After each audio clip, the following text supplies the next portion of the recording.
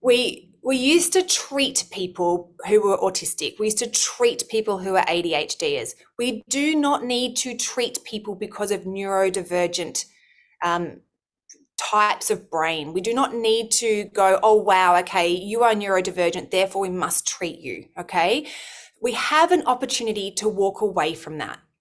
We have an opportunity to walk towards supporting our clients to navigate their differences, to manage the reality check, which is trying to navigate being a neurodivergent individual in a society that's still fairly neurotypical in its approach to life. So we have a society where often, not always, this is changing, right? But it's changing slowly. The cogs of this change, like machine, are quite slow. In a society where being different has been negatively associated, has been less, has been deficit based, trying to navigate that space is really tough. So one of the opportunities that we have as clinicians is to help our neurodivergent clients to feel like they can still be themselves in that space. And thirdly, because what we say as clinicians really matters. And so how we interact with our neurodivergent clients is going to have a significant impact on them. It's going to impact their relationship with us, our rapport. It's going to impact their sense of self and their belief about, perhaps a new diagnosis or a new understanding of their neurotype.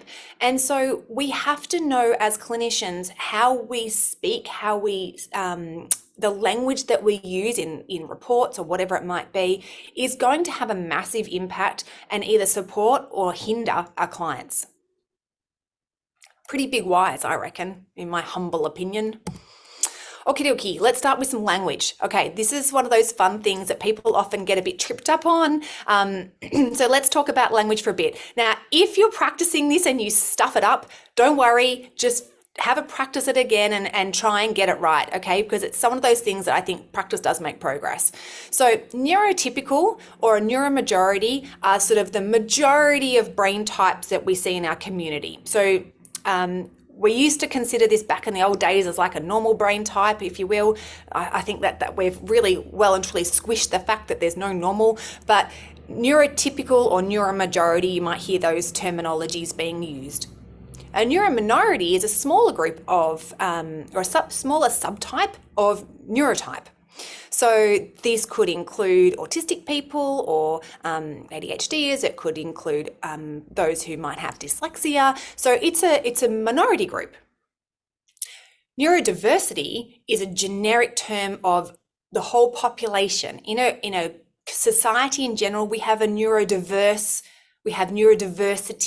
in our society, which means there's lots of different kinds of brains. There's lots of different types of neurotypes, right?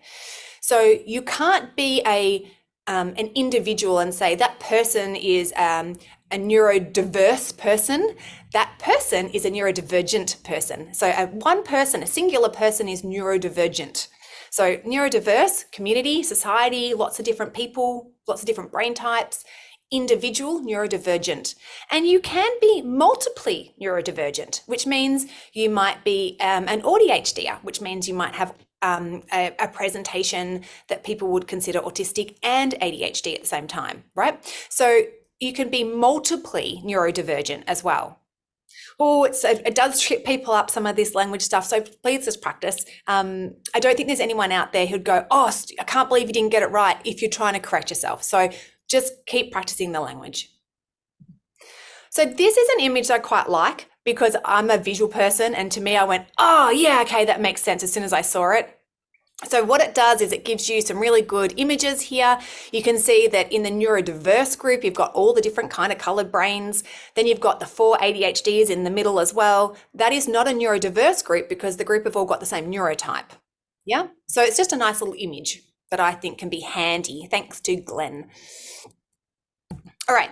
Now, this little umbrella, the lived experience educator, she's a good egg. She's got some really cool images and information on socials. If you want to reach out to her at any point, I quite like a lot of her images because they make sense to me. It just gives you an understanding of some of the neurotypes that might go underneath the neurodivergent umbrella.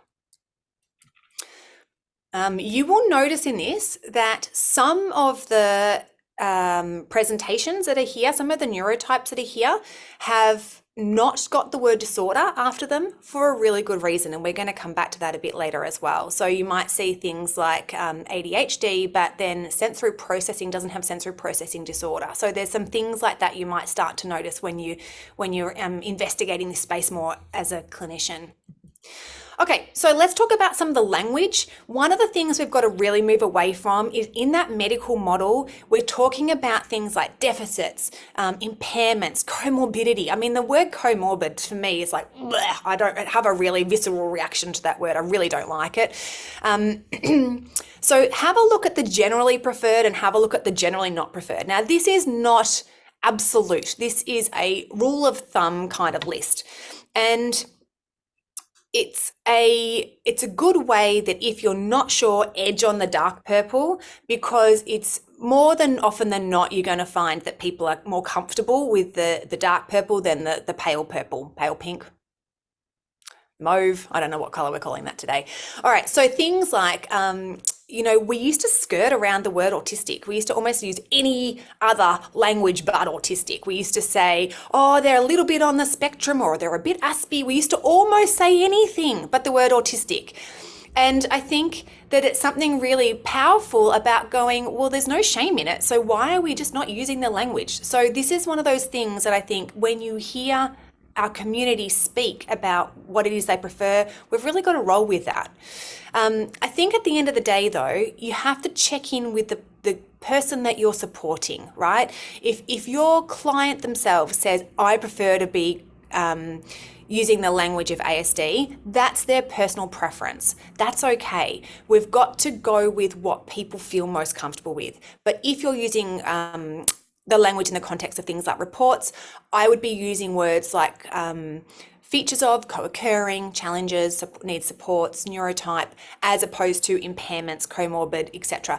Even in the context of things like NDIS, which I'll come back to later, right? And we'll talk a bit more about this in the context of note-taking and reports and stuff like later.